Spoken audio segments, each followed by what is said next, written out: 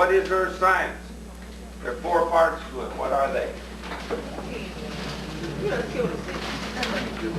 The biggest part is geology. Next. Meteorology. Next. Astronomy. And the last one having to do with 97% of the Earth's surface, or 75% of the Earth's surface, oceanography. Okay. We've embarked on a study of earth science. We are well into geology.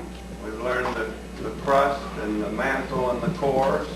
We've learned how it's moving, it's dynamic, the vibrations that are set off, the earthquakes, where the magma bubbles up and becomes lava in the volcanoes. We're just in the first quarter. We'll be heading off into the other ologies, the oceanography, meteorology, and astronomy. We have ecology we have to be worried about too, which is the interaction of living things with their abiotic environment. So we'll be looking at that in this course. Scientific methods in this course are just the same as scientific methods have been in every course. Scientific method is determine the problem. You got to know what problem you're working on first.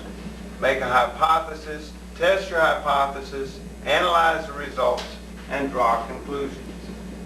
You need to do the steps of the scientific method in order to solve many of the problems you're going to have in life and all of the problems you're going to have in earth science.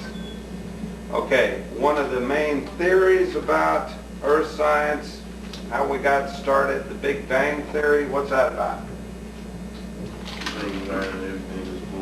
Everything went boom. It started from the size of an atom and expanded out into we don't even know where the ends of the universe are. And how do we know things are moving away from each other? The redshift, that's right. The Doppler effect on the redshifts. We know what the colors of light ought to be coming from different elements. We can see that the colors of light coming from distant stars are shifted a little to the red side. That means they're moving away from us. And hence the hypothesis that it started as a Big Bang has a little bit of credence to it, some evidence to prove it as true, and it is an emerging theory.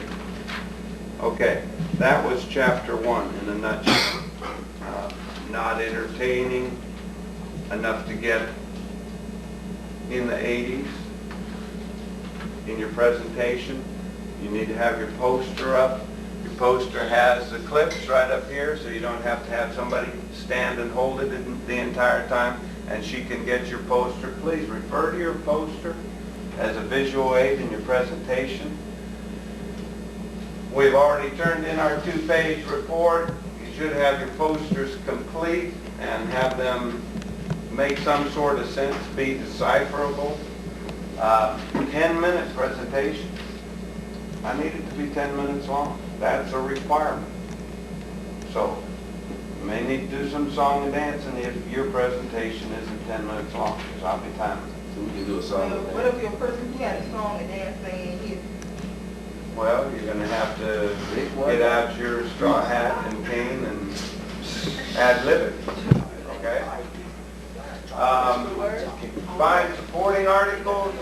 We're not talking about the supporting articles that you grabbed initially for the article on earth science. We're talking about something that supports your presentation. And then, of course, you turn these in. Now, what order are we going in?